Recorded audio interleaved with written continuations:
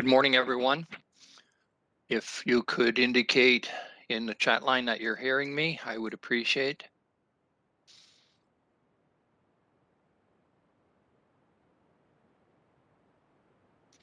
Thank you. Okay, the meeting's being recorded as usual, and it'll be posted later today for those who want to review it. It's also there for anyone who wasn't able to make the meeting today. Just a couple of reminders to start with. You have an assignment due this Friday. That's April the 23rd. And it is your second and last assignment. So you should be aware of that. You have a quiz today on Chapter 5 at 1 p.m. It'll be for 25 minutes, dealing with theory. And it'll be available for 15 minutes for you to access the quiz. And then you have your 25 minutes following that to complete it. You have a final exam coming up. It'll be 1 week today. And it'll make it, that should make it the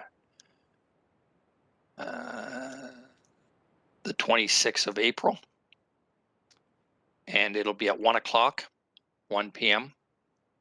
And it will cover chapters 1 through 5 is what it will cover. I wanted to take the moment here, so I'm going to switch to a shared screen here. And once again, no, the final will deal primarily with calculations, computations. However, to do that, you need to know the theory. So in a way, they're intertwined together, but there will be no direct theory questions. They'll all be dealing with calculations or computations.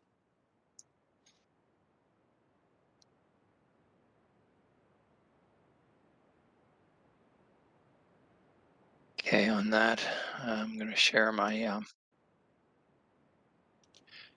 Okay, you should now see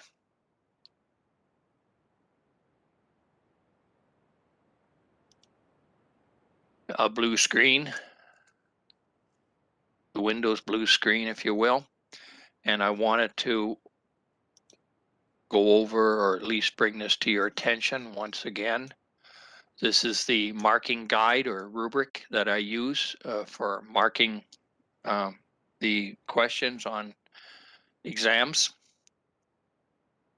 Unlike the quizzes where it's a multiple choice and you're just picking it and moving on from there. But the computations that are required for the final exam will require certain lines of information which will have value associated with them. So I urge you, this particular document is posted on Learn, so I urge you to review that and perhaps even make a print of it and have it beside you as you're working. One of the sources of the difficulty that was encountered before with some of the marks is that some of these 4 lines were left out, and you don't get a mark for it if it's not there. So that might explain why some people may have had a proper final answer, but the necessary work from the first original formula, or what I call the prime formula, through to not the prime formula. I should have said the factor statement through to the prime formula, and then values, and then end results, if you will. So those are the 4 lines I look for, and if one of those lines are not there, then you would lose a mark out of that. So you'd get, for that component of the question, you would get 3 out of 4 instead of 4 out of 4, or 2, or even 1. I think I had one student who just put the final answer down, and they simply got 1 mark for that. So again, I urge you to look that over.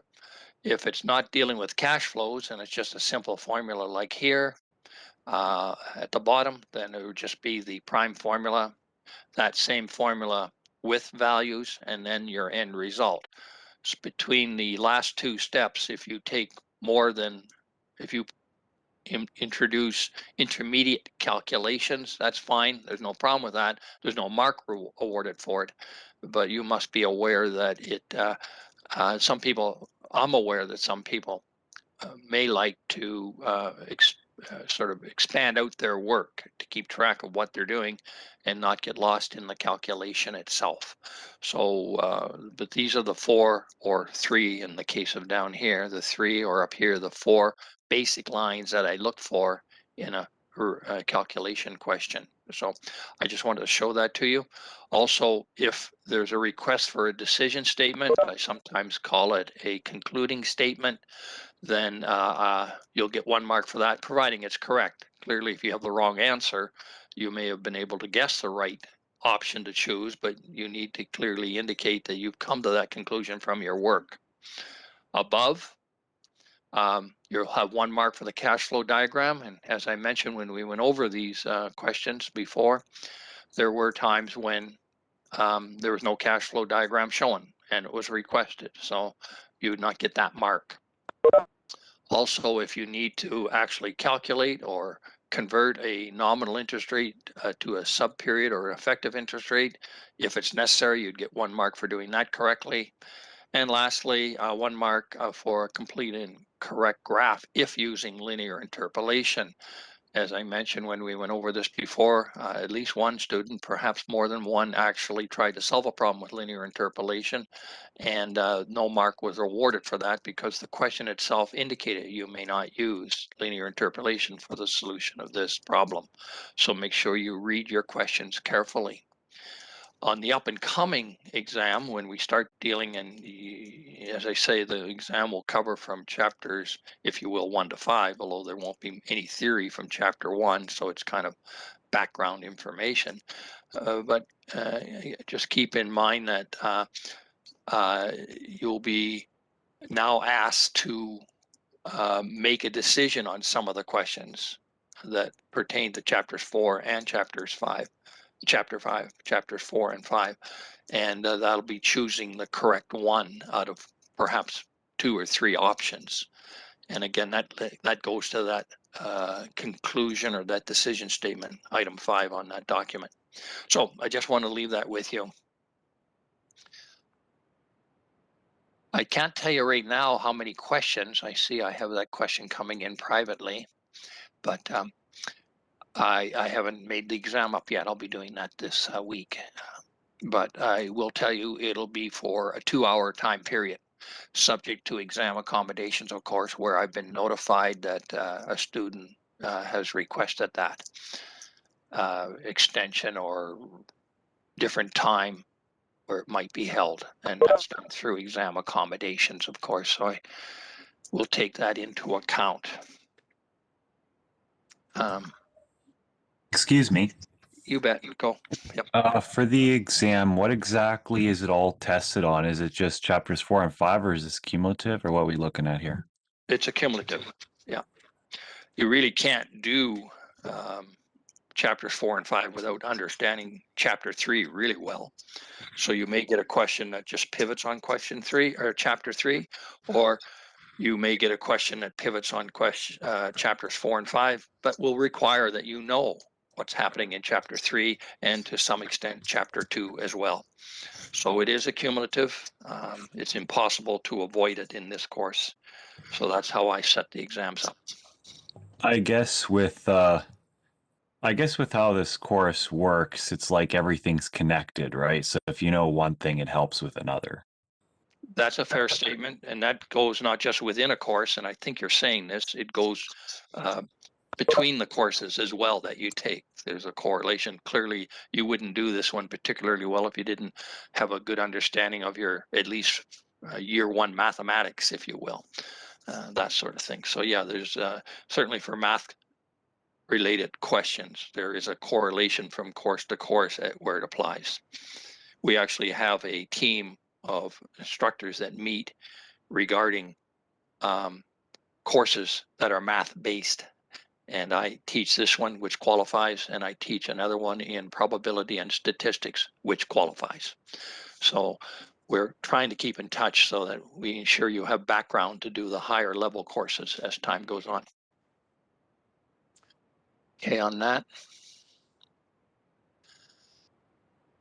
Okay, I'm going to take that particular document down, and I'm going to turn to my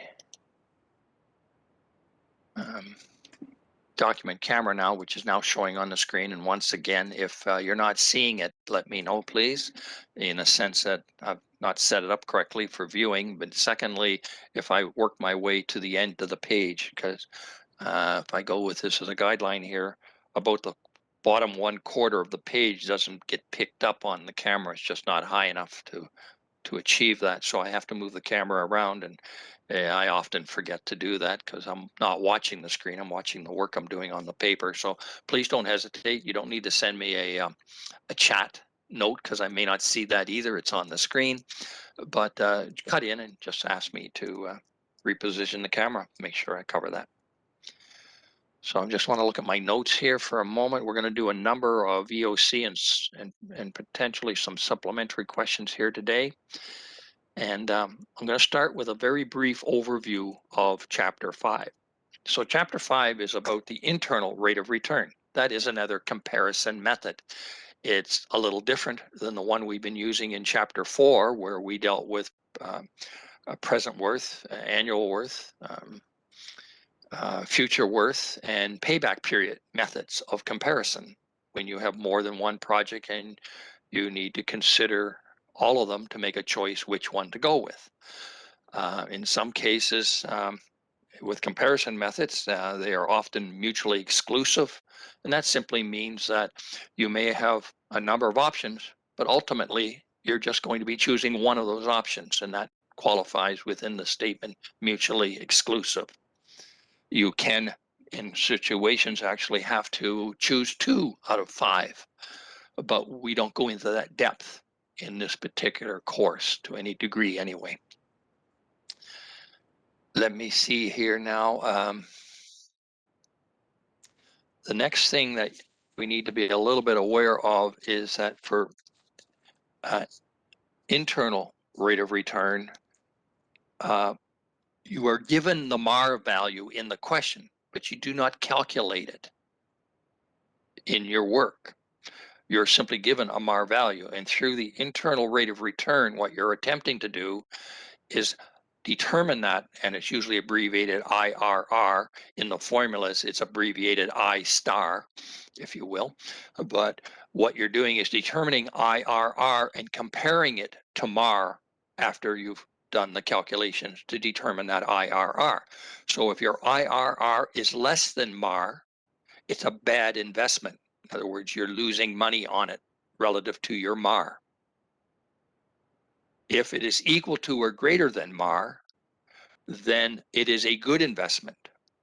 Of course, if it's close to MAR, you might option or might argue that's marginal, but the general rule is that less than MAR, not a good deal. Equal to or greater than MAR, it's a good deal. And that would be your justification as to why you would choose one project over another. So again, you're calculating the IRR and comparing it to MAR. That's kind of the fundamental step we take here.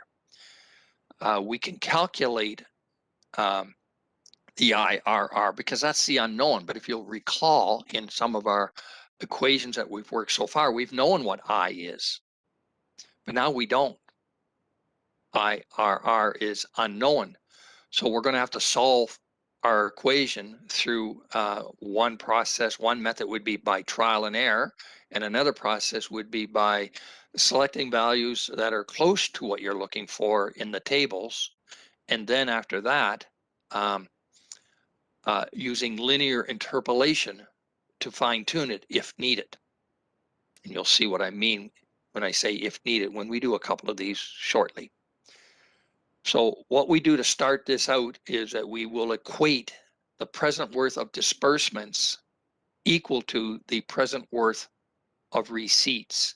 So you're going to look at your cash flow diagram, and basically you're equating what's below the line to what's above the line, and you'll do that at the present worth value, present worth point. You could also do it at annual worth. In other words, you would set the annual worth of disbursements equal to the annual worth of receipts, or you could even set the future worth of disbursements equal to the future worth of receipts. So that those options are available, but we will do most, if not all, of our work using the present worth approach. All will work if you choose to venture out that way on a question. However, if you will get different numbers, but your conclusion should be the same. So you keep that in mind somewhat. Also, we make a distinction here, and we'll do these two types of questions. One is when you're dealing with an independent project. And basically, that's where the cost and benefits of one project has no correlation to the cost and benefits of another, or to yet another, or to yet another. They are independent projects. The other are mutually exclusive, and there's quite a process involved to resolve the IRR when using mutually exclusive. And we'll do a couple of those today as well. I did have a request to do 519A, so that'll be on my list. And when we get that far in today, that'll be the first one of mutually exclusive that we do. But first, we're going to do a couple that are of independent projects. So that's kind of our game plan here for today. Now, so I will try to expound on the literature as I'm working the questions so that you will have that insight, if you will.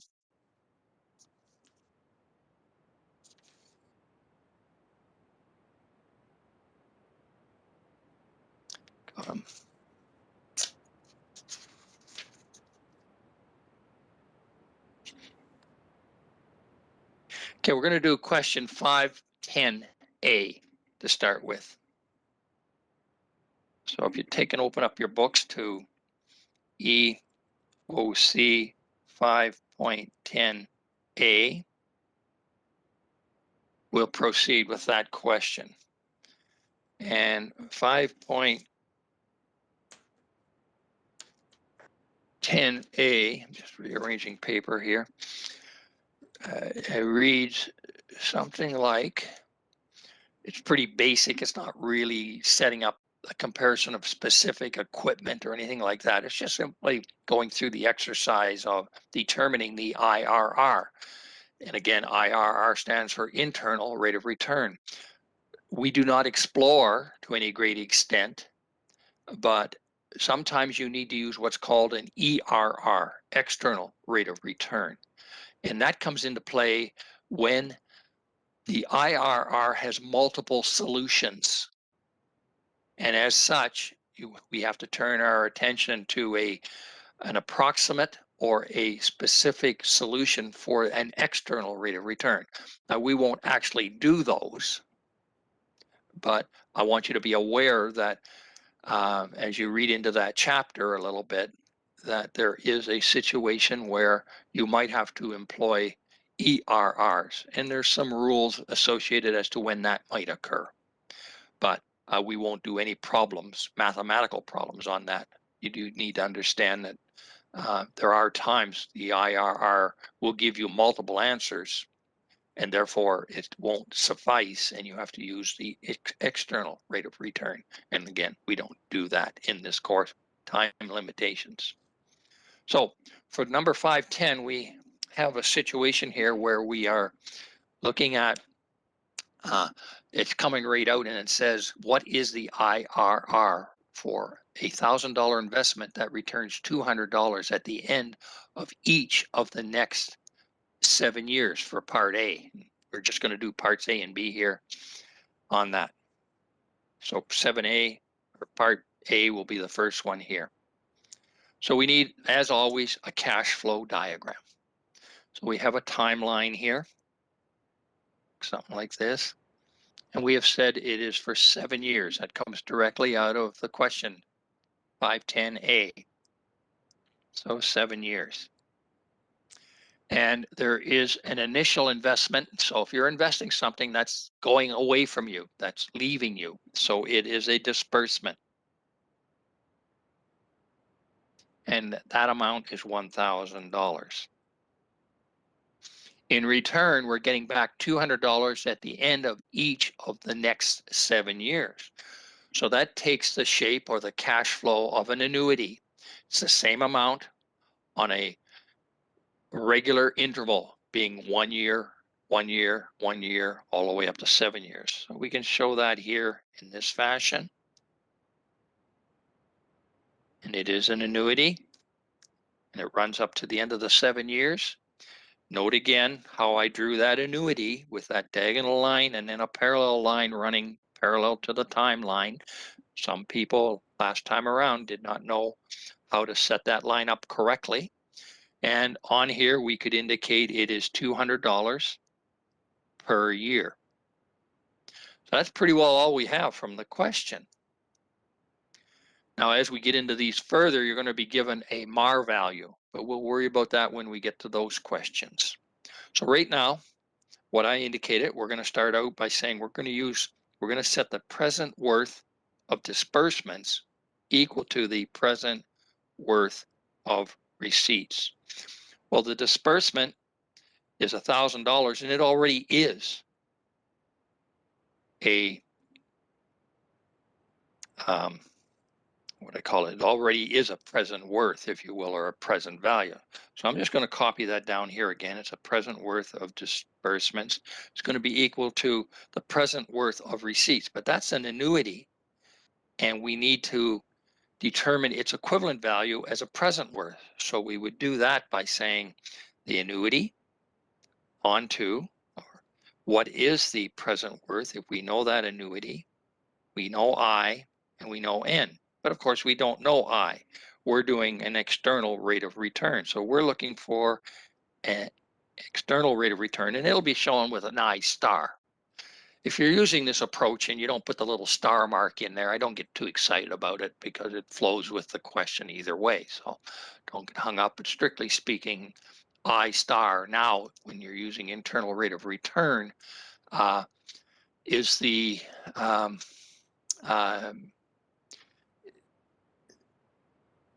the internal rate of return will frequently have anyway a little asterisk or a little star beside it to designate that it's different. And that actually is our unknown. That's what we're trying to solve for. So we could put some values in here. The present worth of the disbursements here is 1,000, and the annuity is 200. And we know that what is the present value of that annuity? If we know that annuity, I star is our unknown. N though is 7. We know N comes from the initial data that we started with. So what we're going to do is keeping this unit here of information as an entity. Do not try to break it up. So we're going to say here then is that, and I usually keep the brackets as well because I'm going to let it stand as an entity unto itself. PA, what is the present value? If we know the annuity, that's our unknown, and 7. It's going to be equal to 1,000 divided by 200 equal to 5. So what we do now is that we turn our attention to the tables. And when you're doing these questions, you're going to have to indicate that you got it from the tables. Because there are some calculators that'll generate that number for you. There are trial and error methods using calculators, and that's not what I'm after here. I'm after, as an introductory course, teaching, and I need you to reflect on doing it by a linear interpolation approach. So what we have here then is we're going to start looking at the tables, and what we want to know is where is that value? If we look for the PAIN, we don't know I, but we know 7. Where is that in the tables that's either equal to 5, and if not, we need one that is just immediately above 5 and one that is just immediately below 5. And then from there, we will be able to use linear interpolation to zero in on what I will be. So I'm just going to kind of walk my way through that with you with the book here to start with. I'm going to turn to my tables here. Just give me a minute here. And I'm going to, this may sound a little bit tedious, but you can jump in at any table, any I value, any table you want. Doesn't matter. But one thing we know here is that we are using the series present worth, the P. We're using the series present worth, the PAIN. That's the series present worth factor.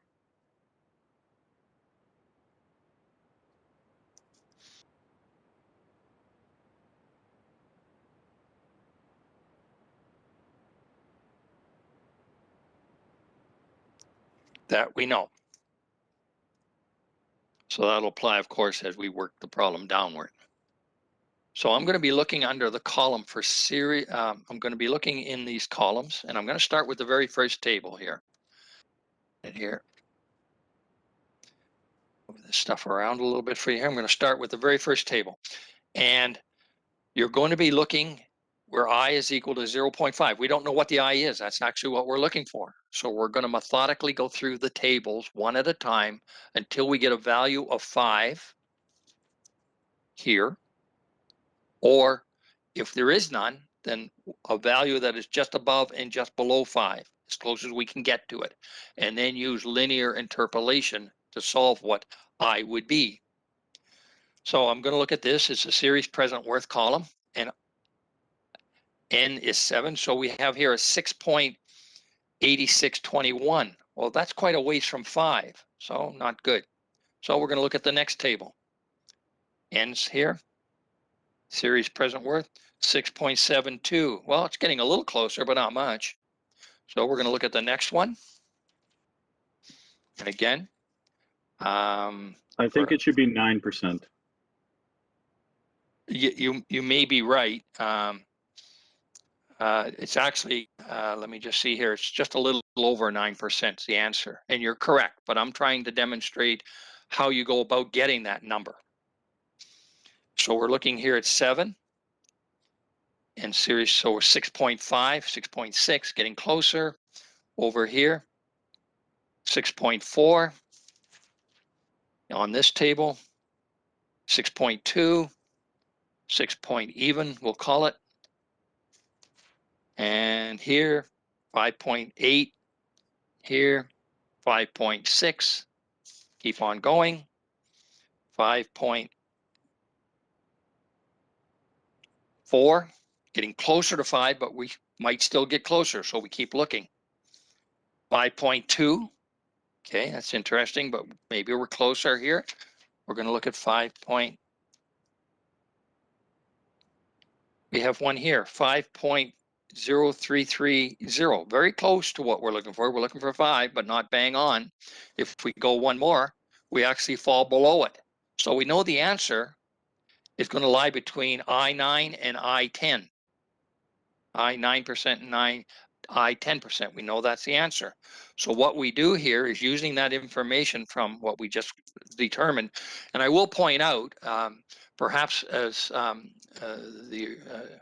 the person who just spoke there, you don't have to start at the first one. You can start anywhere in the table and quickly kind of zoom in on where you want to be. There's no problem in doing that. So what I'm going to do here is put my book away for the moment, and I will indicate this, that we're going to say here that if, how I set it up anyway, is if I star equals 9%, then I use a semicolon, P A 9% 7 will equal, and this is from the table, 5.0330. And then if I star equals 10%, we would have PA 10%, 7 equal to 4.8684. But we're looking for 5. So we know the answer lies between these two values, 9 and 10. So what we can do then is use linear interpolation to solve for what exactly is it. Now there will be times we don't have to actually do the linear interpolation just by simple deduction. And I'll point that out, but right now we're going to do it. Okay, so to do linear interpolation, I'm going to draw a curve here, a graph, and I'll do here my x value, my y values, and my x values are here. And I'll put x1 here, and that's at 9%. And again, the values that you're seeking go on the x-axis, and we're seeking an I value. That's x. What we don't know here is x star. And over here we have, You need to move the paper up. okay, thank you. Appreciate that. And over here we have 10%. Now the corresponding y values for this, for 9%, we're going to put our y values in here. So this corresponding value here for y1 will be 5.0330. And the corresponding value for 10 will be, that's y2. The corresponding value for y2 is 4.8684. We are looking for y star in between them. And you could do that by saying it looks something like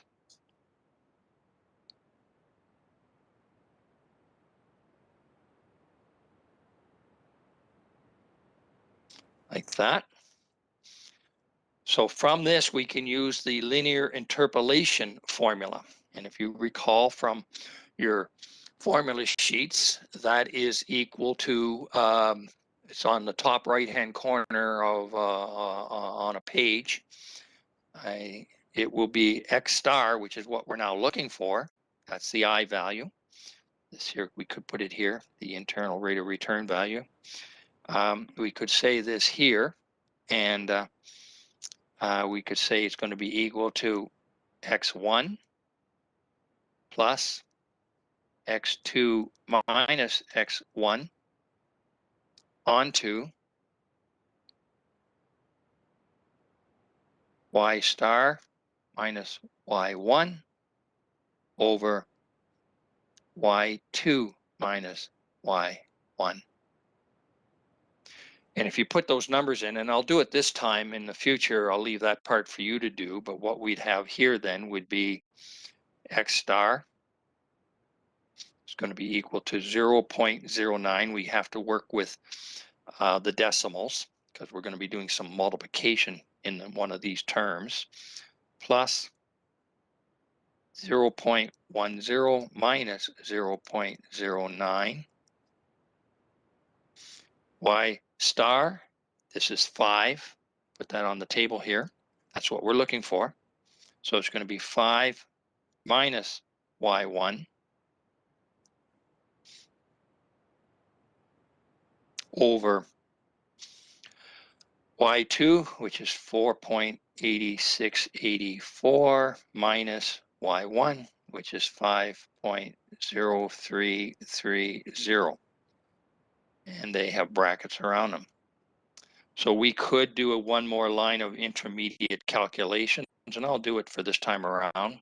We would have 0.09 plus 0.01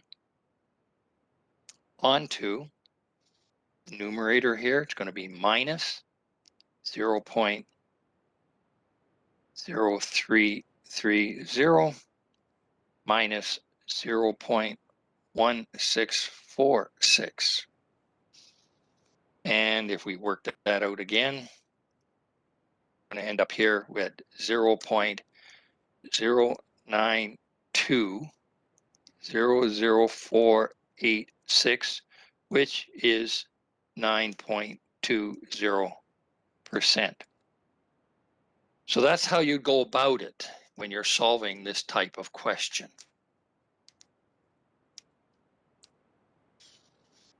Okay, now because we've already dealt with linear interpolation, as we do a few more of these today, and in order to save some time, I'm just going to work on, we won't work all of this out here. There will be times when you don't have to by deduction, and we'll probably end up doing a couple of those. But let's do the next one as well here. And that'll be EOC 5.10, sorry, B.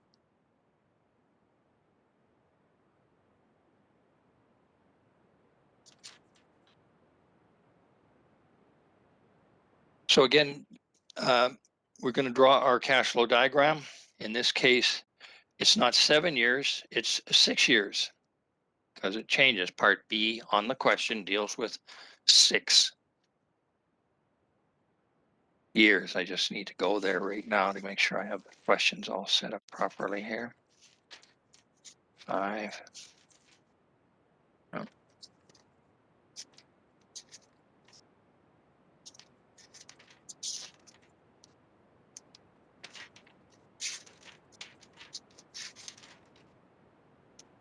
Okay.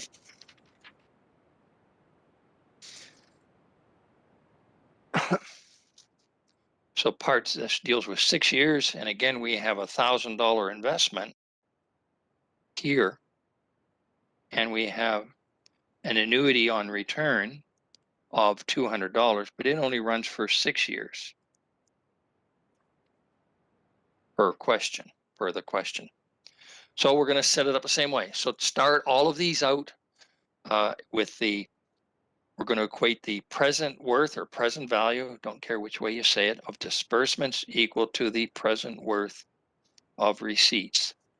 Present worth of this, there's nothing to do to it. It's already a present value, but for simplicity, I'm just going to carry it as PW subscript D. It's going to be equal to the annuity onto what is the present value. If we know that annuity, I star, which is what we're looking for, and N. Putting in values, we have 1,000 here. We have the annuity of 200, and we have P A I star N.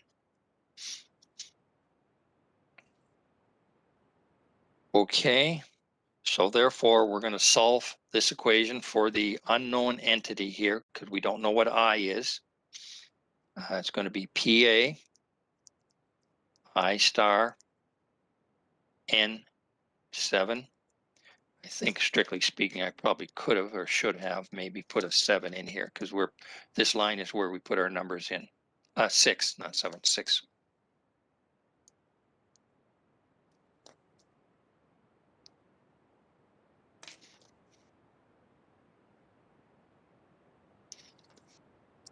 Sorry, does that say PWD at the top or the first line?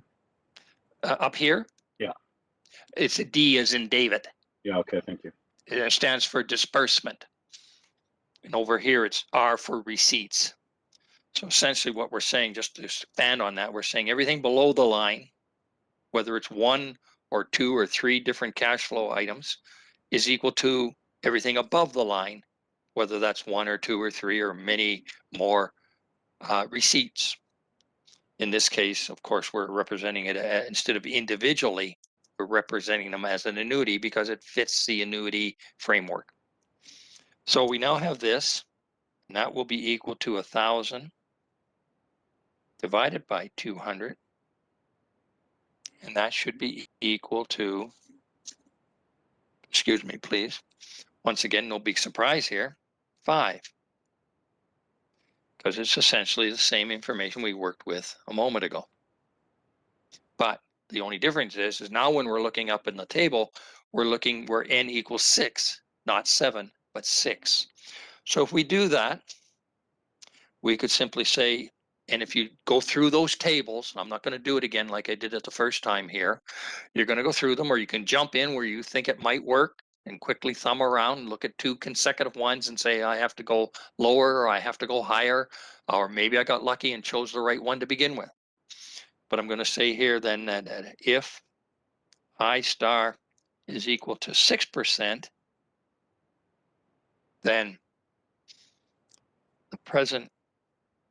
the entity of PA I star, which is what we're looking for, and N is 6, will be equal to 4.9172. And we can say that if I star is equal to 5%, then PA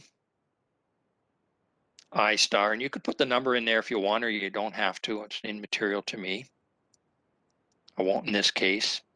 6 is going to be equal to 5.0756. So from that, we know the answer. We're looking for 5. Well, we're a little below it here, and we're a little above it here. We know it lies in between. So it's going to be 5 point something. And when you use linear interpolation by setting that up as we just did in the previous one, you're going to find then, and I'll write this on here, by linear interpolation,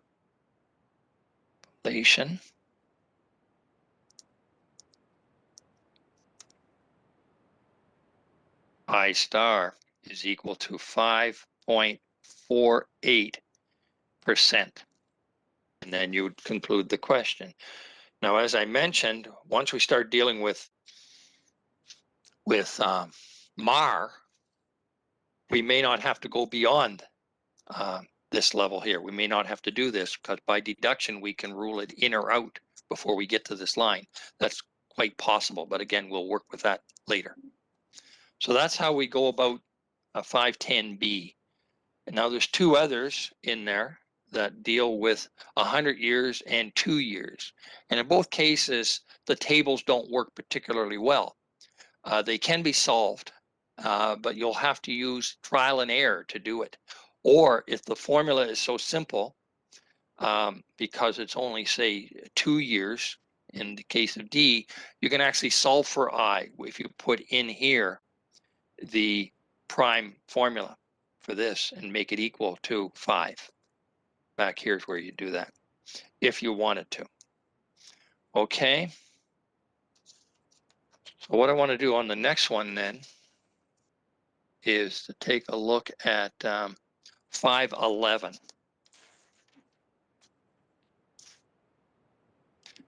Now, 511, first thing when you're doing IRR, you need to determine, is this an independent project or is this a mutually exclusive project? So far, we're only looking at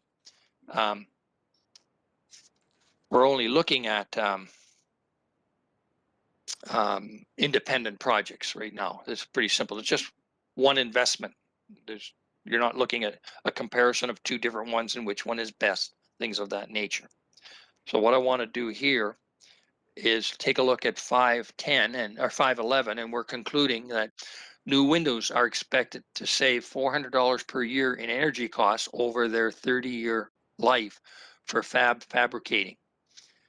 At an initial cost of $8,000 and 0 salvage value using IRR. Now keep in mind, as I've said before, when the method is defined, you must use that method. In this case, they're saying we must use IRR method. Are they a good investment? So that's the question.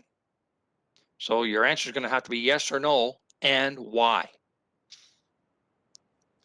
So in this case, we're doing the comparison with the company's MAR value, the minimal acceptable rate of return of 8%. So we're going to calculate what is I star and compare it to MAR, 8%. And if it falls below MAR, it's a bad deal. And if it falls above MAR, it's a good deal. So let's take a look at that. Once again, we'll have our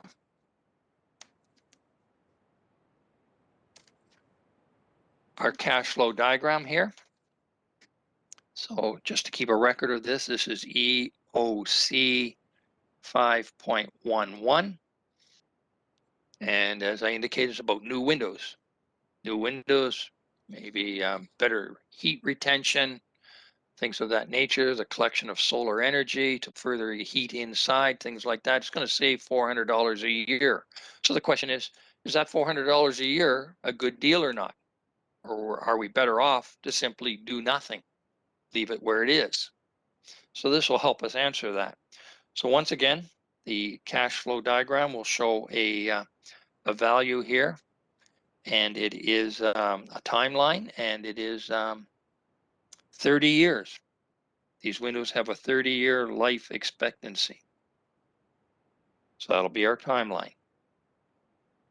We're going to have to make the initial investment here, and that's $8,000 to put these windows, to buy them and install them. $8,000.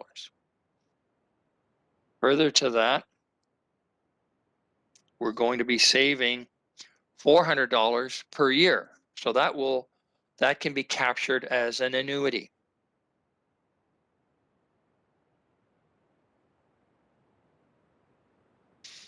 So that seems to be all we have. We can write down MAR here now, just to keep it. We're not using that in the calculations.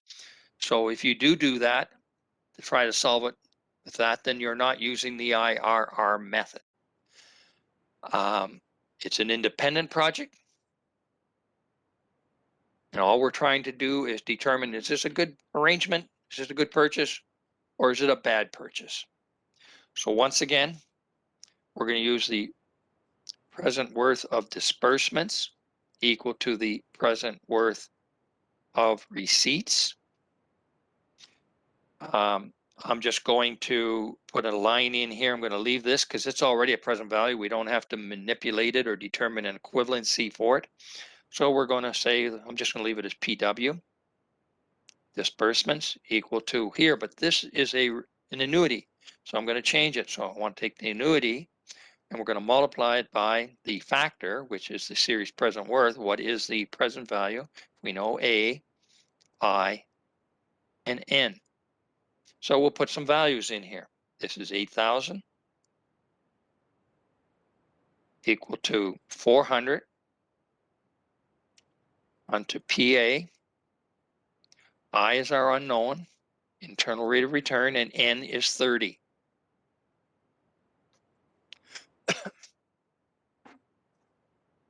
So therefore, we can now solve for this equation, putting our unknown entity on the left-hand side. You may see in the book, and I didn't pick up on it initially when I read the book, but this author tends to use the phrase LHS. That stands for left-hand side. Left-hand side, the LHS of the equation, if you will. So you might have picked that up. You may already know that. I didn't when I read through this book the first time, and I had to ponder what would LHS stand for. And that's clearly what it is. So for on the left-hand side, we're going to have PA. It's always in brackets. I is our unknown. We know N, it's 30, going to be equal to 8,000 divided by 400 equal to 20. So we're going to start looking through the tables at the end of the book and try to find a value. If we're lucky, we'll hit something that for all practical purposes is 20 and we don't have to go any further. Or we can look at some options here to see what we end up with. So when we start going through the textbook, we're going to see that we're going to have a factor that is just above 20 if I star equals 2%, semicolon, PA I star 30 will be equal to 22.396. Now again, you might get lucky and open up the book right there, and 2% seems to be pretty close. 3% is a little is close, but on the other side of 20. So I need to look no further. So if I star equals 3%, semicolon, PA, I star 30 will be equal to 19,600. And those numbers again came right out of the table. So we know the answer lies between 2% and 3% because we're looking for 20 in here. That's what we'd be looking for. We want 20. So we know it's going to be greater than 2% and less than 3%. So knowing that, and if we're going to compare whatever that is, whether it's 2.1 or 2.2 and 2.3, and bear with me here, 2.4, 2.5, 2.6, keep bearing with me, 2.7, 2.8, 2.9, it doesn't matter. They're all less than MAR. Anything between these two numbers is less than MAR. So therefore, it is a bad investment. Now, you could actually do it, but I'll finish this off first here, and I'll give you, if you want to practice your linear interpolation, I can give you what that value is, but it's not needed. This is by deduction. If 2% fails and 3% fails, and we're looking, and the actual I value is going to be between them, then clearly anything between them will also fail the MAR test. So therefore, we could call it I star, whatever it may be between 2 and 3. I shouldn't say equal here. I should say will be less than MAR,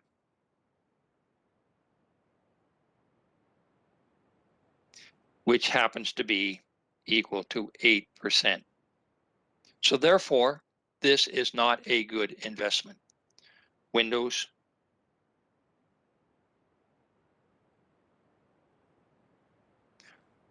are not a good investment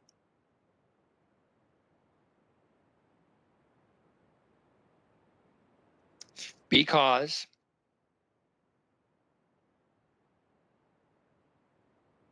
internal rate of return is less than MAR. So that would be your concluding statement or your decision statement. Bad deal. It does not meet the company's minimal acceptable rate of return when it undertakes an investment, be that a new piece of equipment or repairs to the office building or the warehouse, whatever it happens to be. So that's all that would be required there if you were doing this one. Okay. Now, if you are looking for I star, this is not needed here. Some people still tend to calculate it for one reason or another, and that's fine. But if you did it, I star, maybe I'll take that equal sign out there just for the moment, by linear interpolation equals 2.86%. So if you go through that, that's what you should come up with if you want to practice your linear interpolation. Note here that sometimes the numbers, although on the X scale axes, on the X axis, they're increasing, usually from 1% to 2%, 3%, 4, 5%, 6%, 7% more. So you can do that. But on the Y axis, the numbers may be decreasing as you go higher. That's okay. Just work with it with the arithmetic, and the signs will handle the conclusion or the result.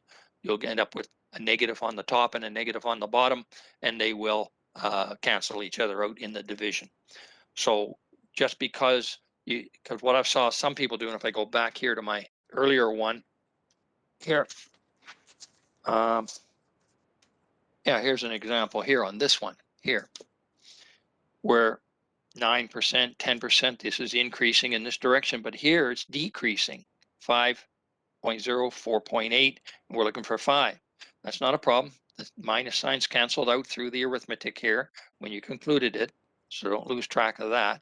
and you can simply proceed on that basis. So what I've saw some people do is they'll put they'll put Y2 down here and Y1 up there. And of course, then you're not correlating with the correct interest. You're crossing these over when you do that. And that will, of course, end up with a disaster in terms of the grades you get on that question. So don't be alarmed if these numbers go increasing as you go up the y-axis, or they are decreasing as you go up the y-axis. Doesn't really matter. Okay.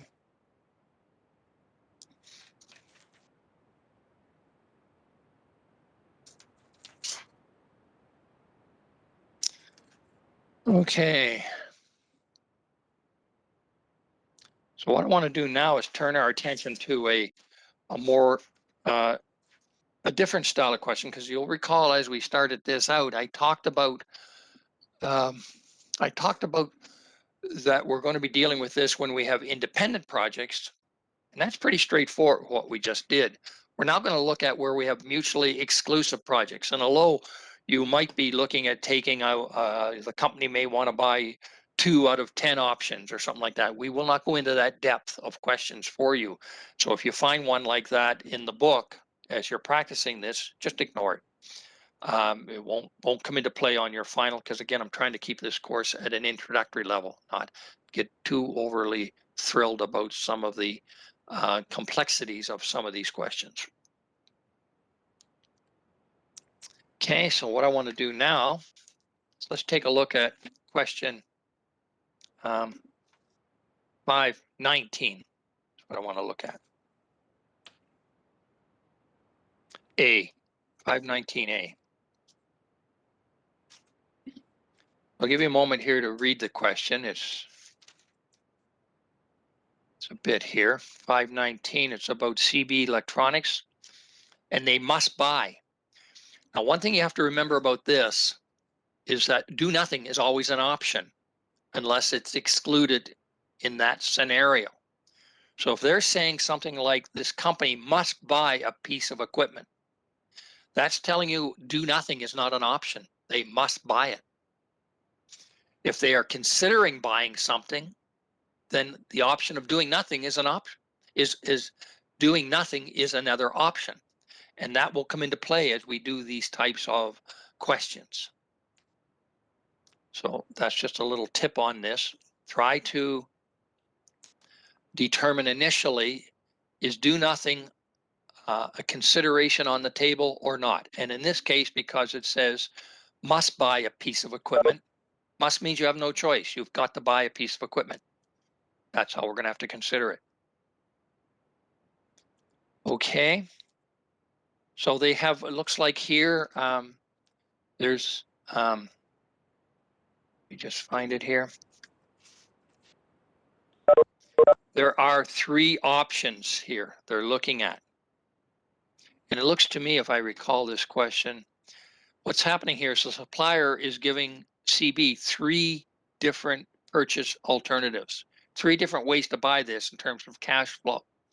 The first is to purchase the equipment for $850,000 outright.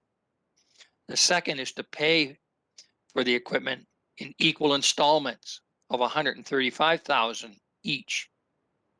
Okay, starting 1 year from now. So that'll be an annuity when we get there. And the third one is to pay $200,000 now and $95,000 at the end of each of the years, the next 10 years. So this is going to run for a 10-year period of time.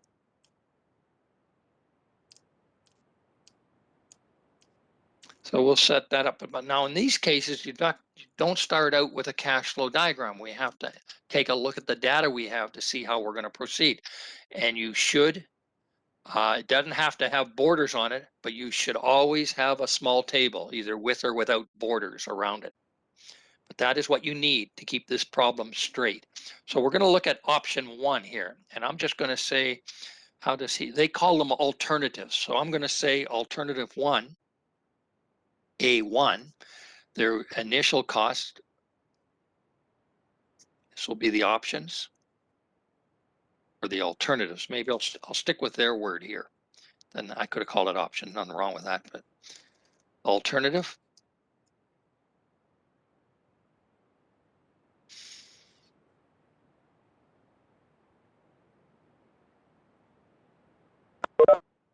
Alternative 1. The next one will be the first cost.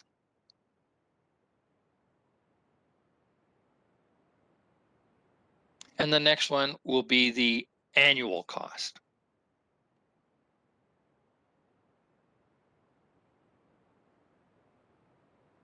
So there's my table. I'm going to put that in for those 3 options here. And then I'm going to show you a very, very critical step to take after that. If you don't do it that way, your question is basically wrong from that point on. So in this case, first cost for the first coming from here, the first is to purchase the equipment for $850,000. There is no annual cost associated with that. So we're done that part. A2, there is a pay with 10 equal installments starting 1 year from now. So there'll be no first cost, but the annual cost will be $135,000.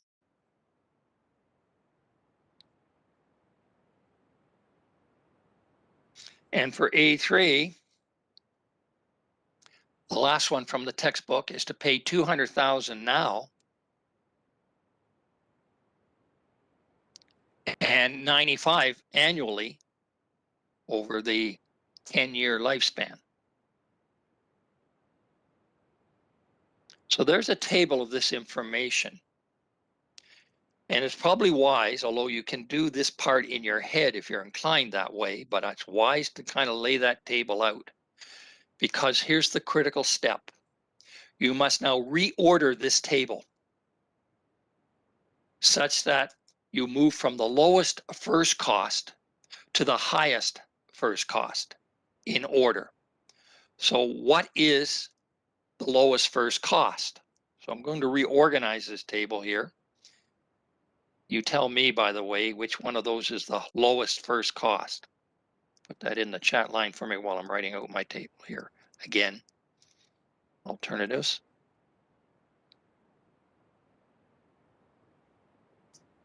First cost, annual cost.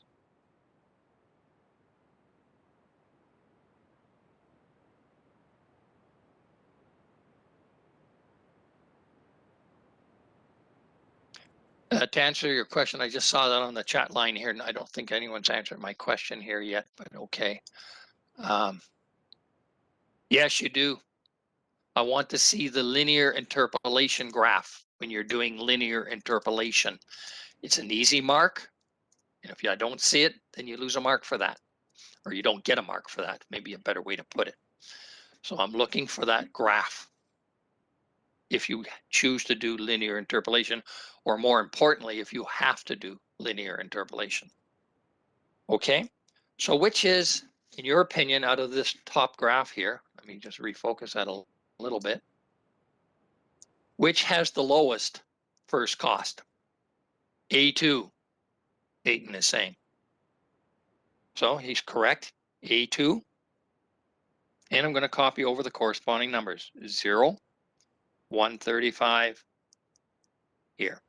Which is the next lowest cost?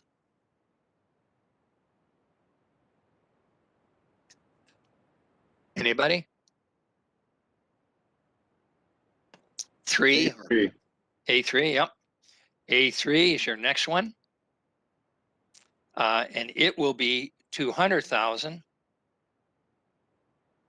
and 95. And of course, by default, we now know which the next line is, but for your third lowest and also the highest, as it turns out, will be A1. It will be 850,000. And this is all pivoting on the first cost, carrying the associated data with it when you re-tableize it. If that's proper grammar, I don't know about that part. 850 and a 0. So now we reordered the table, and that is a very critical step because in the past, it never fails. There'll be students who have this either in their head or on the paper, and they will work with this, and from the next step on, it is wrong completely. I think the word is tabulate other than tabulate. Okay, thank you. I appreciate that. I sometimes take a lot of liberty with the English language, perhaps. Very good. So again, if you see a question like this, you can sketch it out this way, but this is the table that's important. And this is all pivoting around going from the least cost to the highest cost in that order, carrying the associated data with it.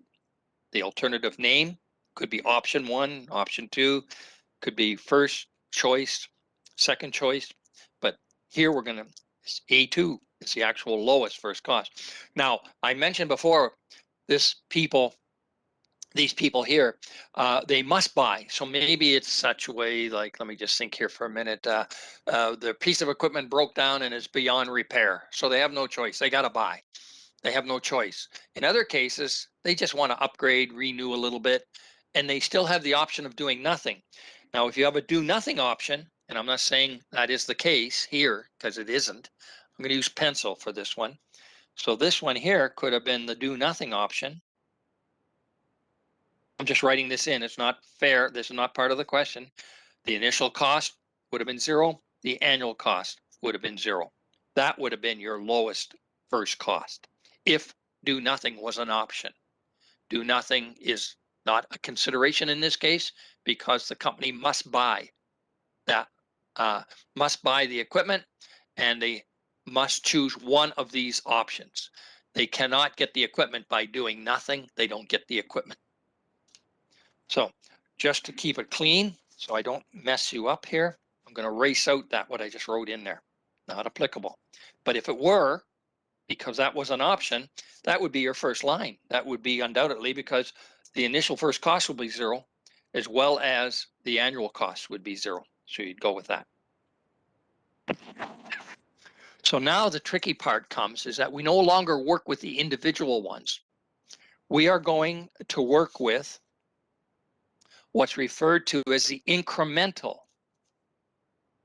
This can be done again at the present worth, the annual worth, or the future worth levels. I recommend we go with the present worth component of those 3 options. And we're going to be looking at the incremental values. There's no need to do it. You could work out these separately like we did the earlier questions, but that won't tell you anything.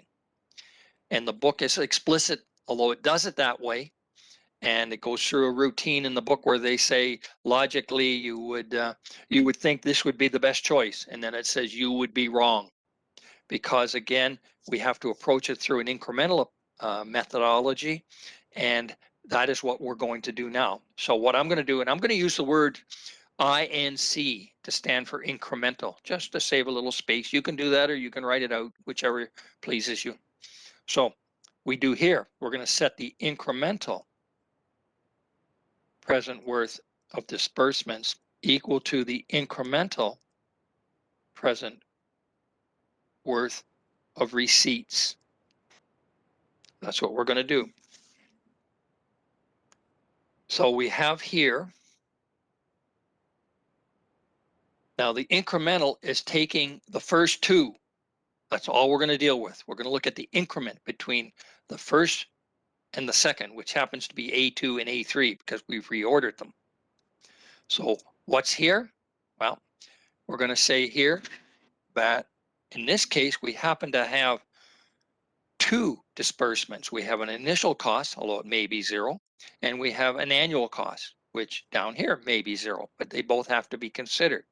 So I'm going to expand this statement a little bit here and say then that the incremental present worth of, we'll call it disbursement 1, that'll be for the first cost, plus the incremental present worth of disbursement 2, which is this one here, equal to the incremental present worth of receipts. So I'm going to now put this into some figures here. And I could leave it this way, but I'm going to put the numbers in directly at this stage. Nothing wrong with that. So the incremental of the present worth, in this case, it will be, and you always work from the bottom to the top in this case. You can go the other way, but your numbers are just going to, pluses will be negative, negatives will be pluses type of thing if you do it upside down. No harm done. But what you need to do here is put the incremental here between these two is 200,000 minus 0. And there's nothing we have to do to that. It's already a present worth. We don't need an equivalent to it. Plus, over here, we're going to have 95,000 minus 135,000 here. And those are in brackets because this is actually the increment from going from one to the next. And if we do that, it's going to be equal to the present worth of receipts. Well, there are no receipts in this case. So therefore, this is 0.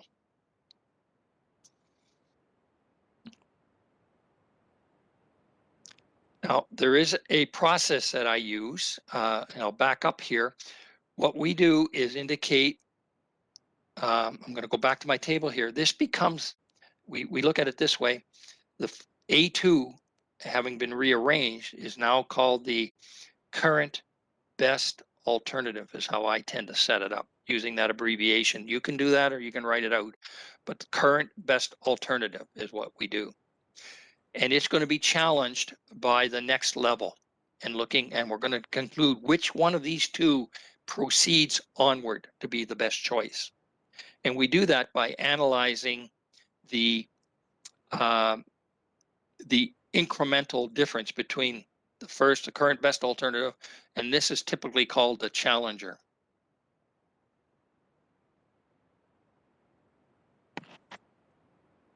That's just the wording that's used there. And what we have to decide here by this incremental approach, which two of these two alternatives, which one do we keep and which one do we throw away? In other words, there's a winner and there's a loser. So we're going to settle this right here. And I made a slight mistake here. Did anyone pick up on that? I might check the chat line. Nobody did. Not a mistake so much, it's an omission. Because this will be an annuity. So it will be multiplied by what is the present value if we know the annuity. I star is what we're looking for, you could argue.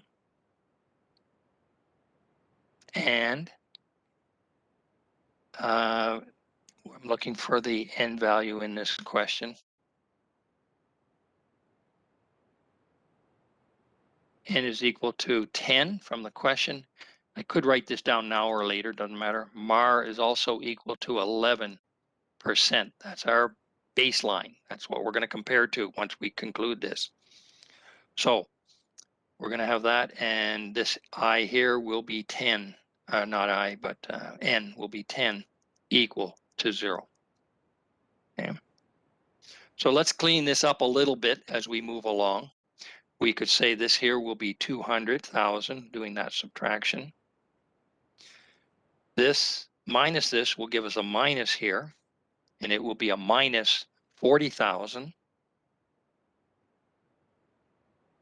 onto PA I star, which is what we're looking for, the IRR, 10 equal to 0.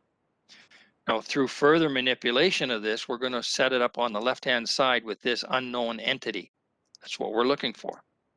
So we're going to say here then that PA I star 10 will be equal to, if I do it this way, I can take this over to there, then bring it back and flip it left and right. It's going to be 200,000 divided by 40,000 equal to 5.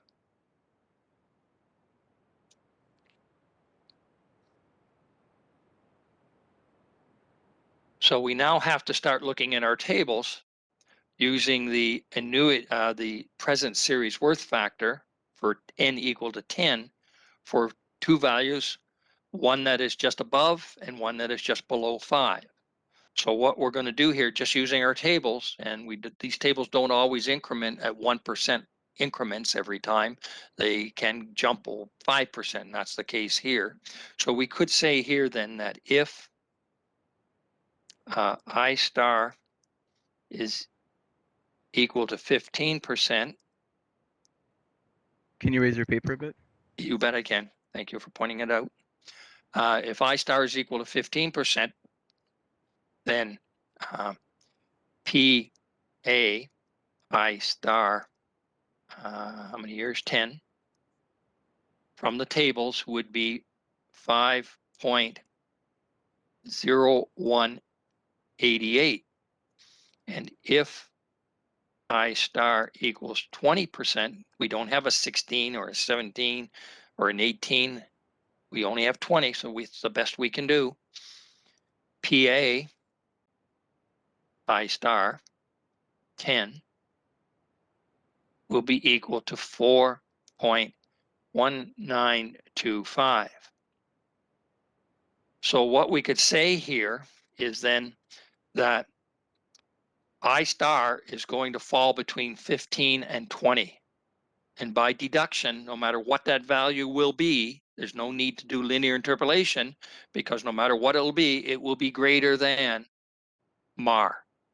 So that means the challenger is the winner and continues. That's how we could do it. We are saying here then that I star,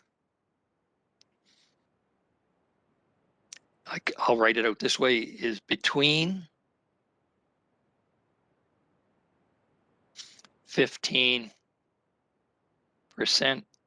and 20%. So therefore, we could write this, I star is greater than MAR. And from the theory in the textbook then, the challenger succeeds. So therefore we would say challenger. Hey, Wayne, want to put that paper up a bit? Yep. When I heard your voice, I knew that was coming. And the challenger, which is A3, succeeds. And becomes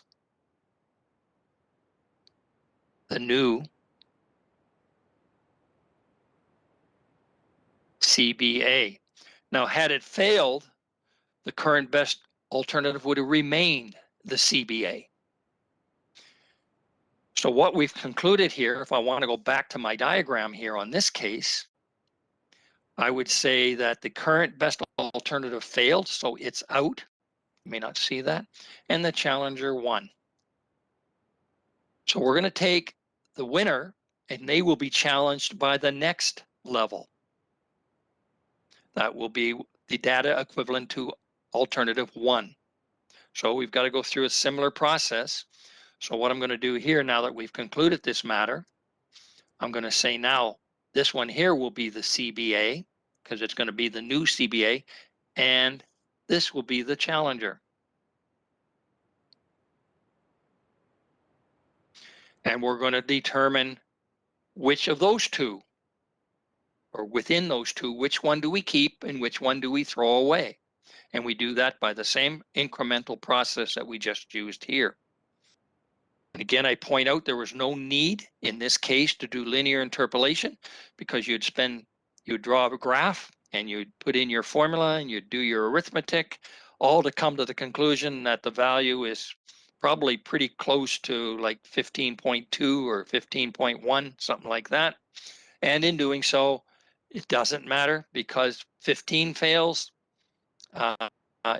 is 15 is greater than MAR, 20 is greater than MAR. So whatever the in between value is, it will be greater than MAR. So therefore, through the process of this chapter, it succeeds, and the current best alternative, as defined when we started this segment out, is relieved, or it goes away. It fails, if you will. It no longer is in competition.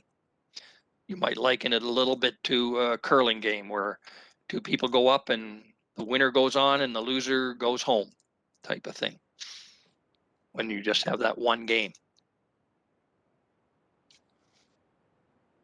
So that's part A. So let's do the next segment. I'm going to keep this kind of handy. Maybe I can do it this way right here, because I still want that data in front of me. I may have to bend the arms on this thing a little bit here, but we'll make it work. I can come to here, I guess. So this here, again, I'm just going to back up here just for if you're keeping notes like I have here. This is EOC 519A. And we're going to continue this. So I'm just for keeping the pages in order. This is EOC 519A, continued. Okay.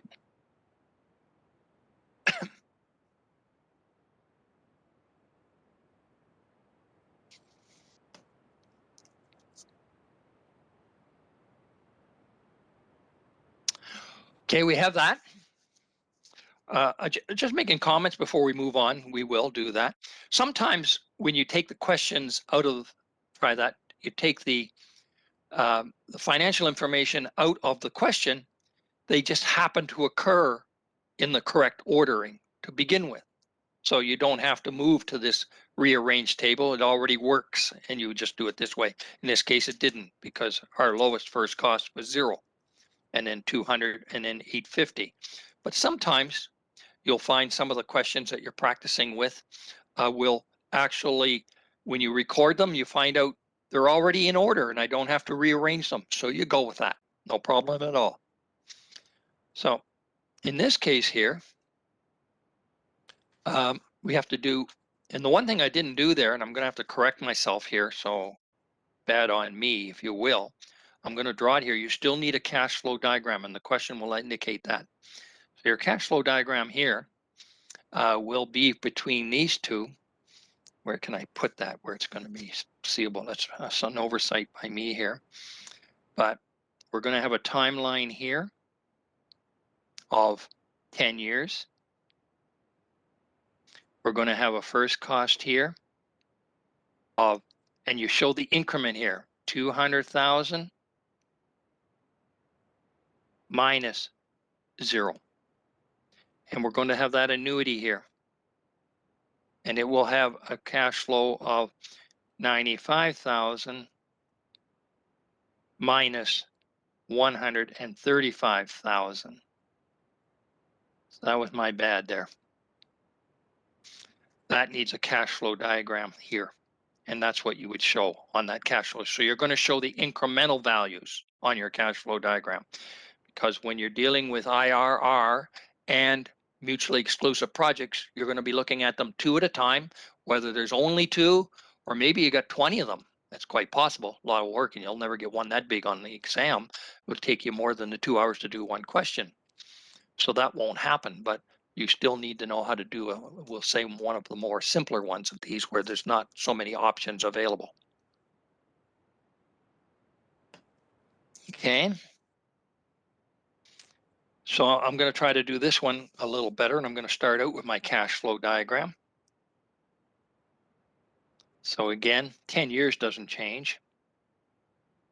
And in this case, we're going to have a cash layout on the first basis, and it's going to be 850,000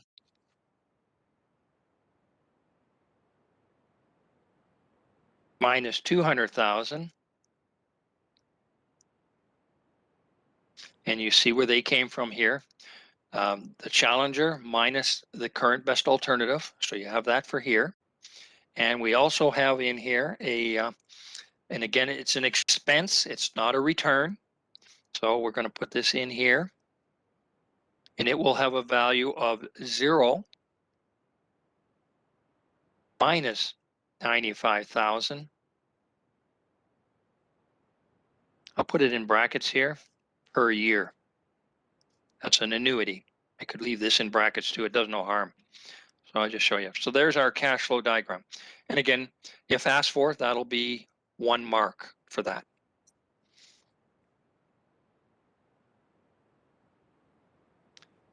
Okay, so now let's look at our formulas here. And again, I'm going to go back to the basics when we're dealing with IRR. We're going to set the incremental present worth of disbursements equal to the incremental present worth of receipts. Well, for this, there's actually 2 of them. There's the initial first cost, and then there's the ongoing annuity. Over here, there is no return.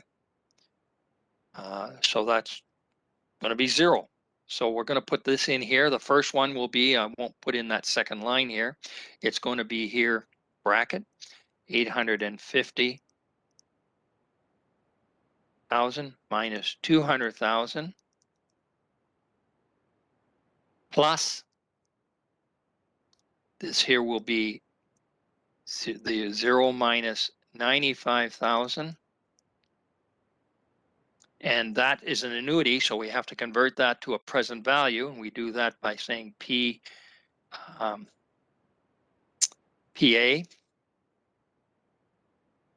I star, which is what we're looking for, and N. And I could have shown this as N here is, where am I here? N is 10 in this case here. Now in between this, I probably should have shown this as well, so I'm going to do it now. We would have had the incremental present worth of disbursement 1 plus the incremental present worth of disbursement 2 equal to the incremental present worth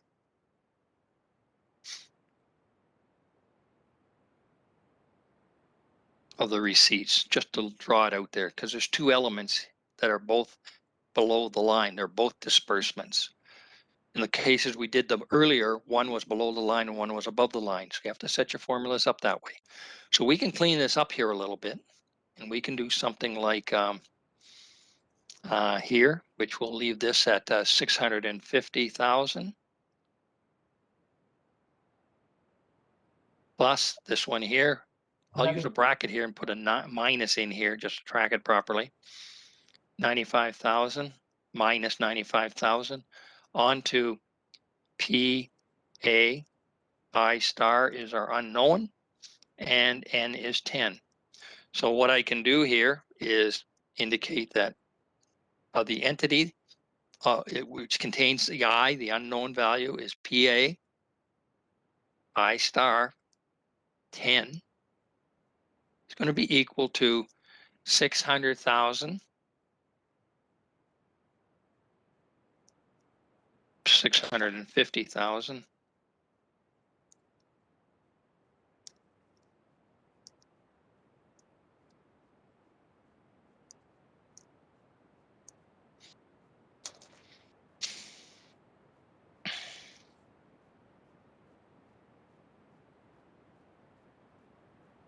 divided by 95,000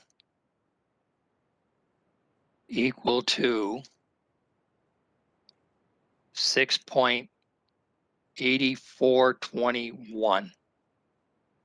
So now we turn our attention once again to the tables, looking for, and this is a series present worth here, PAIN. It's a series present worth. So we're going to turn our attention to this, and we're going to look for values. Well, as it turns out, because I know this a little bit ahead of time, but you should be able to discover it within a minute or so by flipping the tables quickly. you're going to be looking for the I table where n is equal to 10 and the series present worth is equal to 6.8421. So in a way, we're using the tables backwards from their original intent. Instead of knowing I and n and getting a factor, we know the factor and we know the n. We want to know what is the I. So we're just flipping it over. So with that in mind, what we can say here then is that if I star equals 7%, P A I star 10 would be equal to 7.0236.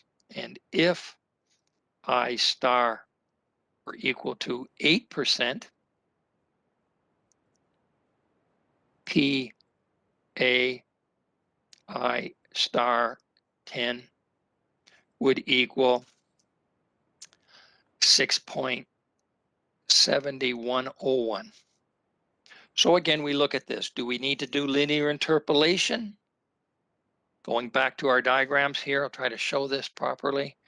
MAR is 11. Whoops. MAR is 11. So 7 is below MAR, 8 is below MAR, and anything in between that we would get through linear interpolation will be below MAR. So if below MAR, the challenger fails. So I'll write this out here. To go back to our table here, say something like I star is between 7% and 8%. We know now that I star is less than MAR, which happens to be 11%. I just put that in here to keep it in front of me. Therefore, if you like, the challenger fails. And the current best alternative in this second comparison here remains the current best alternative. So going back to my little work here on the sidelines, we would say here that the challenger failed. Whoops, I better do it this way. We're going to say back here in this consideration, the challenger failed and the CBA was the winner. So if we had another option, we'd have to repeat that same process. And if we had 2 more options, we'd have to do it 2 more times or 3 more times or 4 more times. But we don't. So therefore, the solution is our last remaining current best alternative, which is A3. So A3, the best arrangement, financially speaking, would be to pay $200,000 up front and then $95,000 onward. And that would give us, if you will, the best of the 3 options to choose to pay the least amount of money to this company that's selling you this piece of equipment. So you might go on here then and say, therefore, or could say here, there are no more challengers.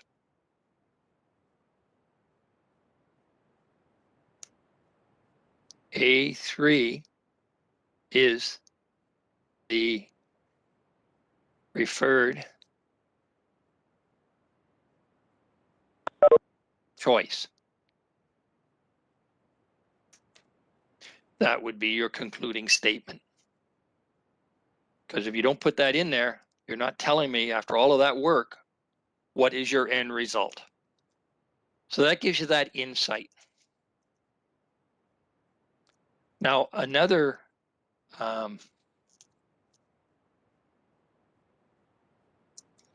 okay, just leave that there.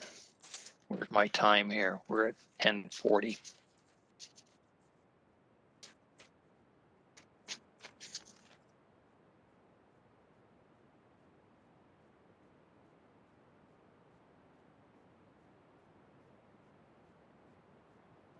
Hey, Wayne, Yeah, did you go over anything for the assignment?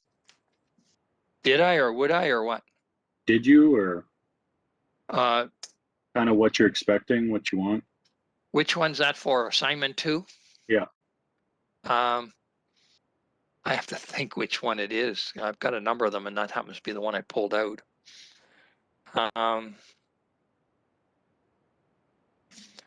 I can spend a moment on that. Let me find it first. It's using Excel to do the book value. Yeah, that's be okay. Let me find it here. Let me. Thanks for reminding me. I just didn't remember. Where am I here? Assignments right here, and it's assign.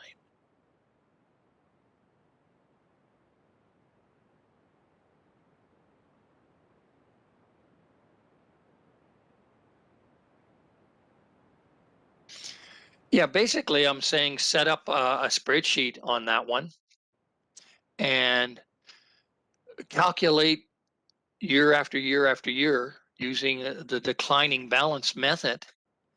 Do it for 5%, 10%, 20%, and 30%. So you're just going to basically in Excel have a spreadsheet or a worksheet that will show how that value is changing over time for each of the 4 different percentages.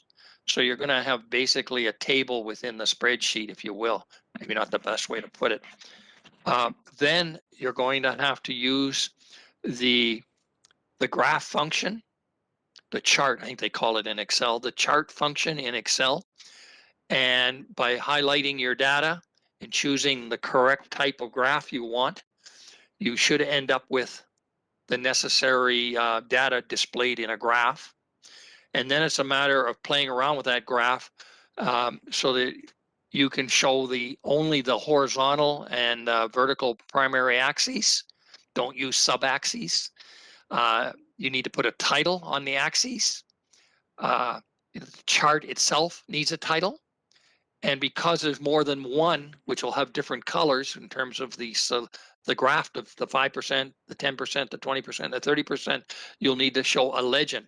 Now, all of that should be available to you by selecting the options in using a chart formation within Excel on the same page that you've just worked it. So about all I can tell you there, really. Do you have a specific question around it? No, I was just looking for a general explanation, what you were wanting. Mm-hmm. Yeah, okay. National problem, of course. So yeah, you have a front end loader, $150,000, and it's going to depreciate. And I'm asking you to show me that depreciation value using the declining balance method for the first 13 years of its life. So clearly the values are going to get less and less and less and less because it won't appreciate. It'll only depreciate. So you need to set up the cells with the corresponding formula. And then with the correct depreciation rate, 5, 10, 20, and 30, you're going to have 4 columns of information for each year for 13 years. And then from that table, you should be able to generate a graph. It would be a line graph. Don't use bar graphs or pie charts and things like that. They're not applicable. And you'll then see a plot just like in the book. I think they show 1 or 2 that way in the book. And you'll end up having to then configure that chart complying with the instructions that I put in the assignment. And it probably represents, for people who are quite familiar with spreadsheets, it probably represents 20 minutes of work. For someone who may struggle a bit more with it, you should be able to do it under an hour. And of course, although you're not supposed to, I know you may seek some help on this from a colleague. I won't know the difference, I guess, although you're not supposed to do that. But I guess if you want to reach out for a colleague, especially if you don't know how to formulate charts, I don't know what you've had. This must have been stuff you covered when you were taking the first year course in spreadsheets and Word documents and presentations and things of that nature. So unless there's a specific point or question on that, that's about all I can say on it without, actually doing it myself here. No, that's good, thanks. You're welcome. Okay, I'll close that down. Any more questions? We seem to be good there. Okay, now what time have we got here? 45, could have 15 minutes here. Let me just see what else we have here.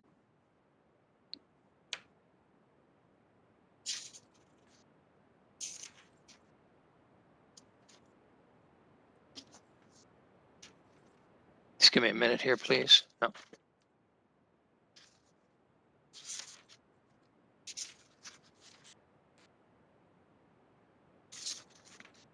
Okay.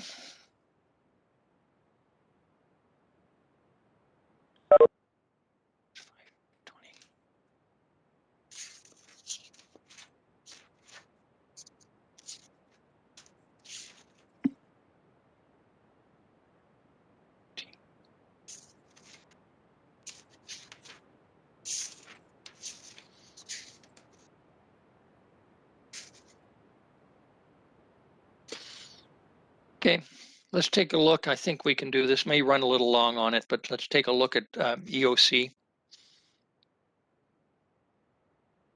514. And that question indicates here that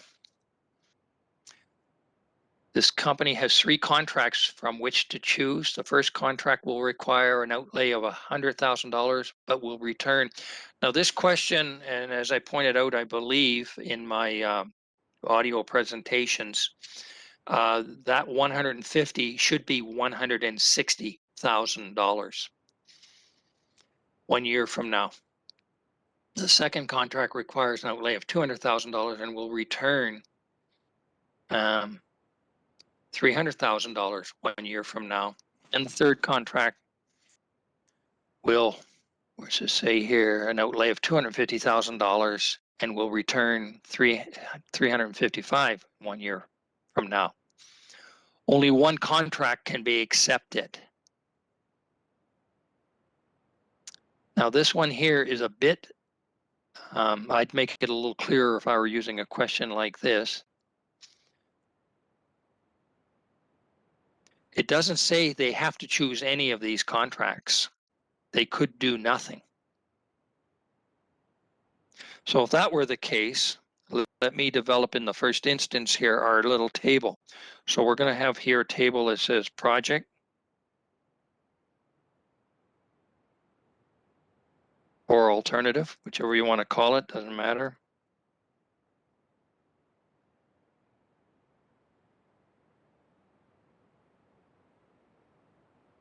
And from that, as we started this out, dealing with it is there's going to be a first cost, maybe zero, may not be.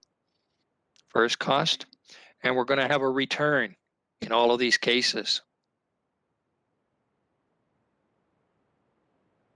So I'll just recall it that way, return. Now, I'm just going to label them this way. If we choose the do nothing contract, and they're not really choosing, we choose to do nothing, not take any of them, our first cost will be zero, and our return will be zero, because that's do nothing. Nothing changes. Contract 1,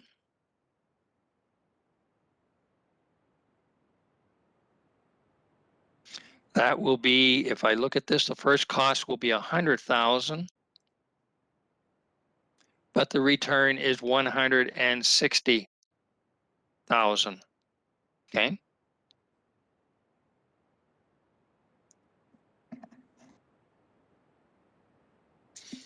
Contract 2 will be 200,000, and the return on that will be 300,000.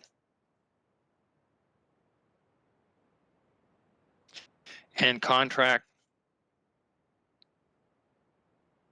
should have an R in here. 3, and looking at the question here, going to have 250,000. And the return on that will be 355,000. So the question is, we have a MAR of 20% and only one contract can be accepted. So that's telling us straightforward, this is mutually exclusive. We can only choose one of the four. Now, when I look at this table, I realize quickly that these are already in order. I do not have to rearrange them because as they were read out of the question in order of the question, first contract, second contract, third contract, and do nothing, this would be the layout of the corresponding or associated information. So this is the lowest, the next lowest, yet again the next lowest, and finally yet again the next lowest, which is also the highest. So that there's the table. We don't have to rearrange it. In the other case, we had to, because the questions, the information from the questions did not give us a table that was laid out correctly. We had to rearrange it. In this case, we're fine. MAR, in this case, put that up here, is equal to, where is MAR in this question? 20%.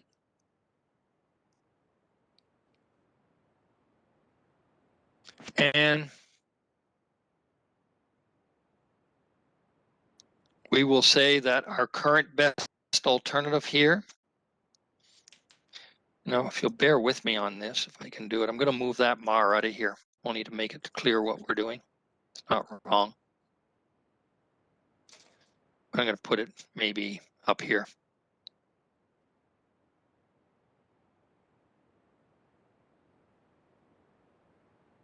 So we're going to have to now, they're in order. So now we're going to look at them two at a time.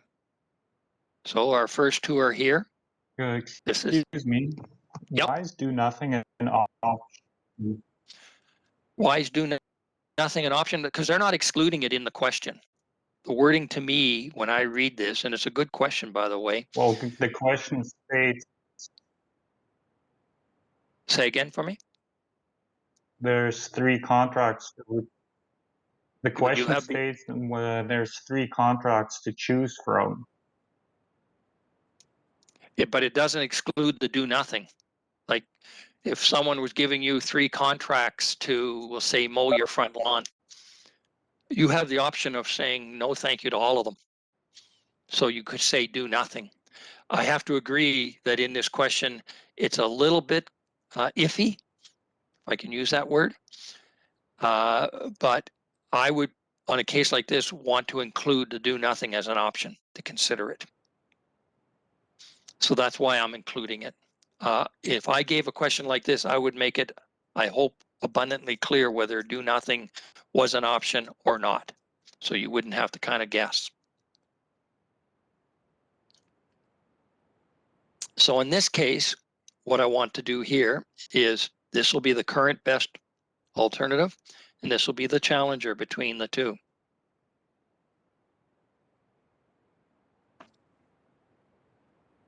If that's the case, I'm going to draw my cash flow diagram, and it's a pretty straightforward one here. We have this length. How long is this?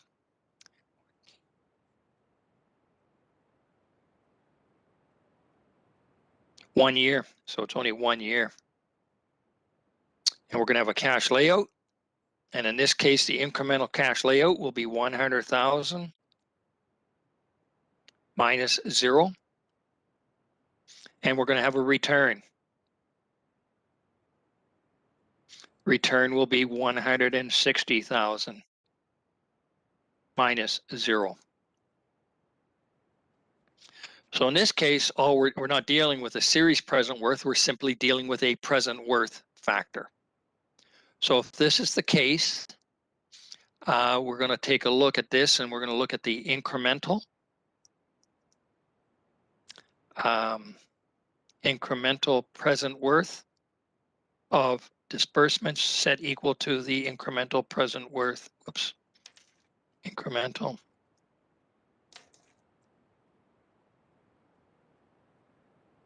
present worth of receipts. Now, This is already a present worth for here, so we have no problem. So I'm just going to copy that down. I could write the numbers in there. I'm not too hung up about that. But present worth of disbursements will be equal to the incremental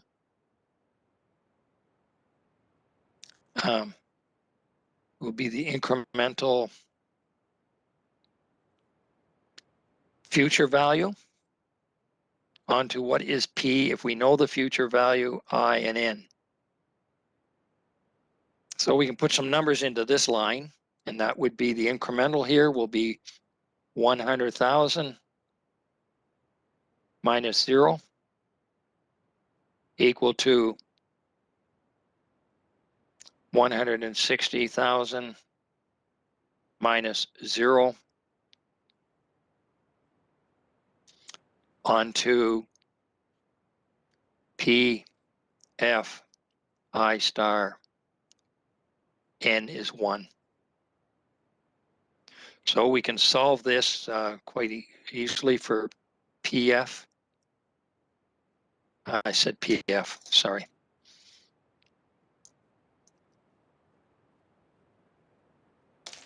This should be here, my mistake. What is the future value? I had it right. What is the present value if we know the future value? And this here will be what is the present value if we know the future value? I star 1 equal to 100,000 divided by 160,000 equal to 0.625. So because when we're dealing with present worth, future worth, and present worth relationship or relation, we could actually, in this case, to make it a little more straightforward, we could actually substitute in, if you will, the prime formula in this case. Now, I don't recommend you do that when you have a nonlinear relationship, or maybe that's not like this is just for 1 year and it's going for the it's converting a present worth to a future worth to a present worth. So we could put that in here. So I'm going to write it this way. What is the present worth? We know F I star 1, which we could say is equal to 1 over 1 plus I star to the value of N. We wanted to do that, which I will put numbers into now. 1 over 1 plus I star, which is our unknown, to the value of N, but N is 1. If N is greater than 1, we get into quadratic or higher level equations, and they're not directly soluble. You can only solve them through trial and error then, using a number of i's, and a spreadsheet would work for that, but by N, don't go there. And where am I here? This here is now going to be working. This is going to be equal to 0.625. So what I'm going to do here is try to clean this up a little bit here. I'm going to use these two components here. We're going to have 1. I'll put it this way. I guess we're going to have 1 plus I to the power of 1. So I'm just going to leave it. There's no need to put the 1 in there. Is going to be equal to 1 over 0.625. And that will tell me here, which is equal to 1.6 when you do that arithmetic. And therefore, I star will be equal to 1.6 minus 1.0 equal to 0.60, which is 60%. So I elected in this case, although we could have looked it up in the tables just as easily, but when you're dealing with where your N value is 1, the you're not going to end up with a quadratic equation or a higher level equation.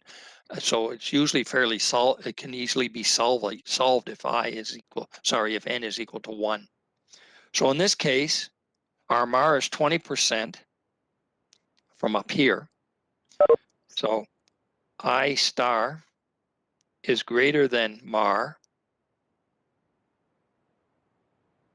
Therefore, Challenger, Can you slide up again, please? yep. Therefore, Challenger succeeds.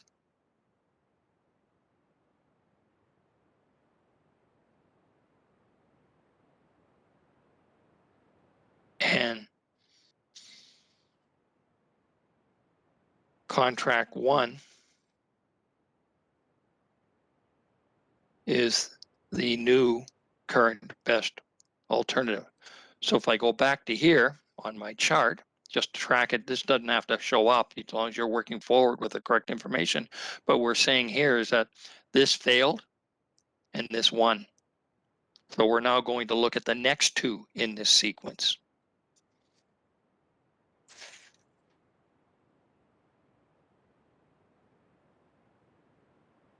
So again, our cash flow diagram will look similar in layout, just different numbers. 1 year. Going to have an investment here of the incremental will be 200,000 minus 100,000. And as far as the return goes, it's going to be 300,000 minus 160,000. Whoops, that's there. Yep, we're good. So incremental present worth of disbursements will be set equal to the incremental present worth of receipts. So what we have for disbursements, I can put them in now or I'll leave them until later. So the incremental here, I'm just going to repeat that. Incremental present worth disbursements will be equal to the incremental present worth of receipts, but we have a future value, not an annuity, a future value. So I need to put that in here. It's going to be 300,000 minus 160,000 onto what is P if we know the future value, I star are unknown, and N is 1.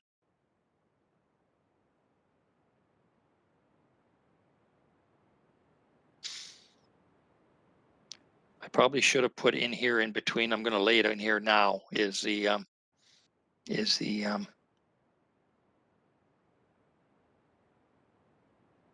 incremental PW for disbursements will be equal to the incremental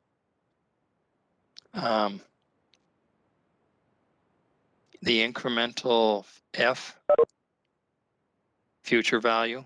Could put future value or just F onto what is P if we know F, I star N. Then I'd put the numbers in here, clean it up a little bit, and we're going to find here then that I'm going to put this number in here. That's probably the best place to put it. It's going to be 200,000 minus 100,000 equal to 300,000 minus 160,000 brackets PF I star 1. Some people not knowing, not often, but occasionally a student might not recognize this should be in brackets. So what they'll do is they try to solve it by moving this 300 over to the other side. And that's not a clever way to go about it. So just be aware of that. That's a bracket. So that has to happen first, and then the multiplication. So what we would have here would be the PF I star 1 is going to be equal to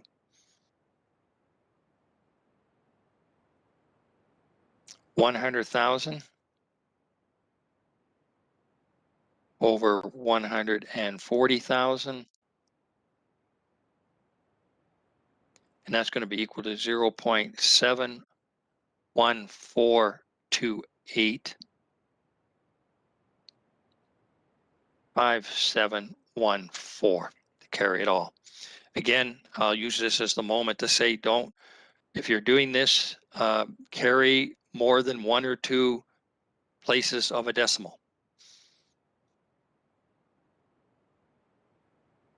So again, we could use our formula in this case because n is only 1, and that's a value to us because we do not have to, we don't have to use the tables. We can go directly to an I value. So if that's the case, we would know here then that P F I star 1, putting in the formula here, will be 1 over 1 plus I star to the power of n. And we know that that will be equal to that factor we just calculated here, 714285714. So now I can put some numbers in here if you like. I'm going to work with these two right here. We're going to have 1 over 1 plus I, n is 1, so brackets disappear now, is equal to 0.714285714. And if we do the multiplication there, we're going to find out here the cross multiplication. We're going to find out that I star is actually equal to 1.4 minus 1 equal to 0.4, which is 40%. So once again, that's greater than MAR. So I star greater than MAR. Therefore, Challenger succeeds.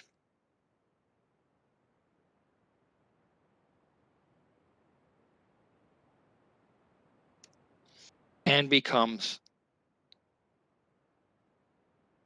new current best alternative. So if I go back to my diagram here, and I'm now looking at this one and this one here, this became the current best alternative.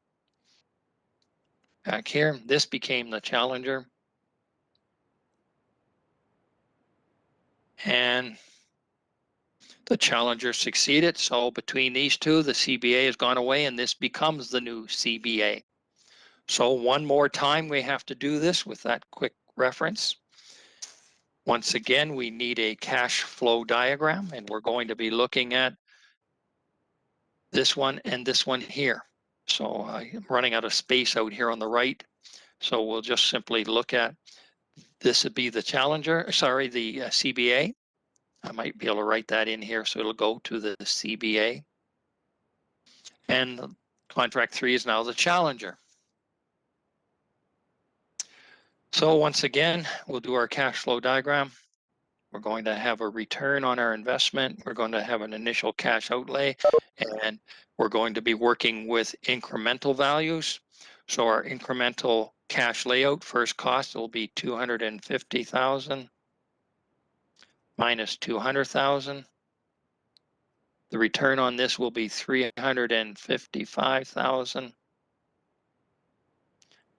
minus 300,000. And I will write up here EOC 514. And again, the MAR will be, it doesn't change, it's still 20. So we have that increment. So I'm going to put this here, the increment of the present worth of disbursements will be equal to the increment present worth of receipts. Excuse me. So this doesn't change. This one should change. So I'm just going to leave this here.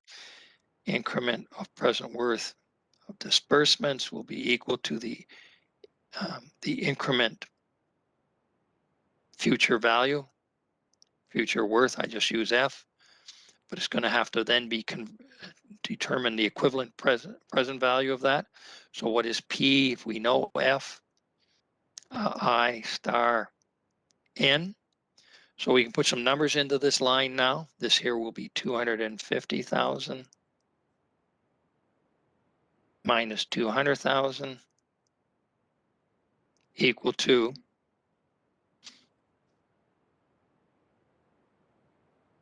the increment of F, which is 355,000 minus 300,000 onto, this should be bracketed, of course, onto what is P if we know F. I star is what we're looking for, and N is 1. Okay, we have that. So PF I star 1 will be equal to 200 and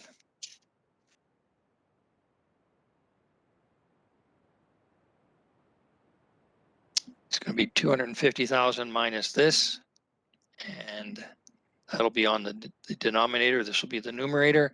So we're going to get this number here, 250 minus 200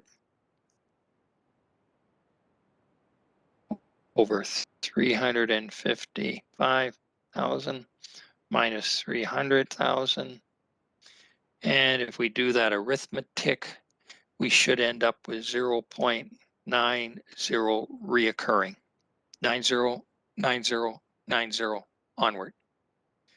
So we could now substitute into this formula here the actual prime value. So that would be 1 over 1 plus I to the power of n, which will be 1 over 1 plus I. These are the internal rate of returns, I star. N is 1, so that goes away. And it's going to be equal to 0.90 reoccurring. So if we work that, we should have here 1 plus I star will be equal to 1 over 0.90 reoccurring, which will be equal to 10, well, 0.1 if you like, which in turn is equal to 10%. So in this case, the 10% is less than MAR. So if that's the case, I'm going to go back to my diagram here just to explain it. You don't have to do all of this, but this one here is now your current best alternative. And this one here is now your challenger from before. So the current best alternative we have here, let me just check this out. We have I star is less than MAR. MAR is 20%. Therefore,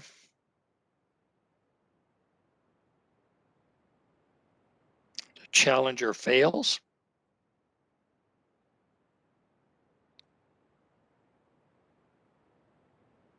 And CBA remains the CBA. So going back to my little diagram here, the challenger failed, CBA remains, and now there are no more. There's no more challengers, so we're done. So we would simply say there are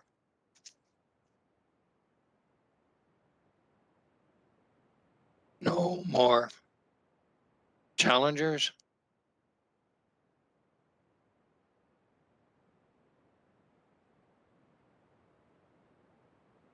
Thus,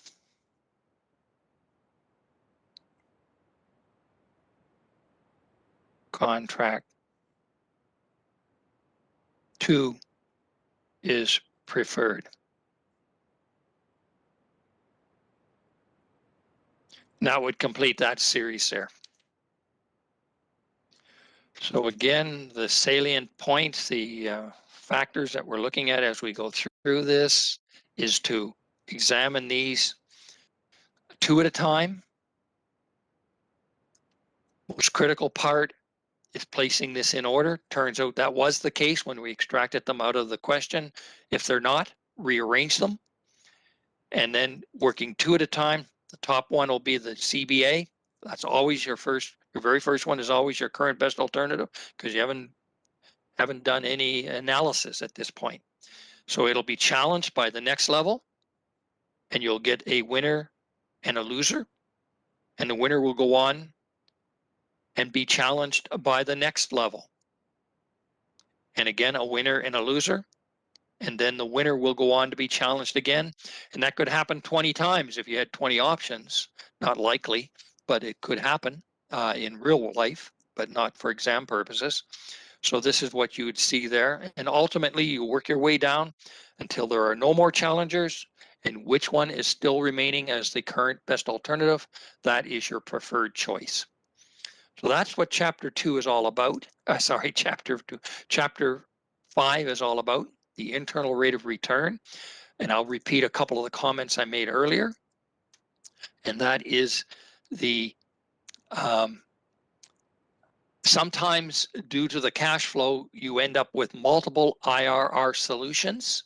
And if that's the case, you have to turn your attention to what's referred to as the external rate of return, or ERR. And we are not going beyond knowing that factor, that you might have to do that. But beyond that, we're not doing any arithmetic associated with that. So you don't have to worry about that for the exam, but you may have to worry about that as a quiz question, possibly. I just don't remember which quiz questions are in there right now. So those are the things you need to take a look at. And again, at the risk of repeating myself, a table is very helpful to make sure you keep your information straight and in front of you. And then you work at the incremental level. This is only for the IRR method. If this were not an IRR method, we would use the MAR level for interest and calculate whether or not it is a good deal or not. However, the question will indicate what method, when you're doing comparisons, it will indicate what method you must use, and you must do that. Don't ignore that statement. So, pretty well covered there. I don't know if you have any questions on it or not, but I'll start to wrap this up. I'll hang in here if anybody does want to. The table is only up to 50. That's right. So I will, if you had to go beyond 50, you'd need to have alternate ways of generating what that table, determining your factors. So I think you can conclude from that you won't get that type of question on the exam where your IRR goes above 50 unless you can calculate it like we just did. If it's for 1 year only, you can, where am I here? If it's for 1 year only, you can substitute in for this, knowing that N is 1, the actual formula. And when you put it in there over here, when you put it in there, this N is 1, and you end up with a linear equation, if you will. And you can solve for I in that case, just by as I just did here. If N is 2, then you're going to end up here with this denominator would be 1 plus I squared multiplied by 1 plus I squared. And you'd have to determine the terms from that. You'd have to, I'd have to go back to my algebra there, but you'd end up with 3 terms. This A squared plus B squared plus 2AB, I think it is how that goes. But you end up with squares, quadratic, and you're not going to end up with that type of thing on the exam. You can solve it, but you would probably be wise to use a spreadsheet and use trial and error to go about it that way, or use the tables. You don't have tables above 50%, so this one would work. The last one would work. The first one was 60%, they would not work. So you have no choice but to do it this way here on that case. The next two, you could have used tables if you wanted to, and you'd be just as correct. Hope that answers that. Okay, like I say, I'll hang in here. I'm going to take down my screen, or at least this work here, and stop sharing, and I'll watch you guys kind of disappear slowly from the screen. And you have your quiz at 1 o'clock. We'll go from there. Okay.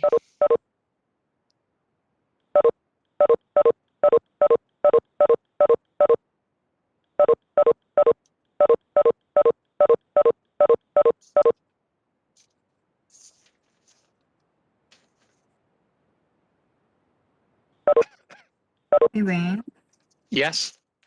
is there a class next week, like a discussion or a review or? I Before the- typically do that. So yes, we can do that. I usually prefer to respond to questions that people send in to me, only because I've already set the exam by then. So there will be a class. Oh no, excuse me. I have to correct myself. So I'm sorry about that.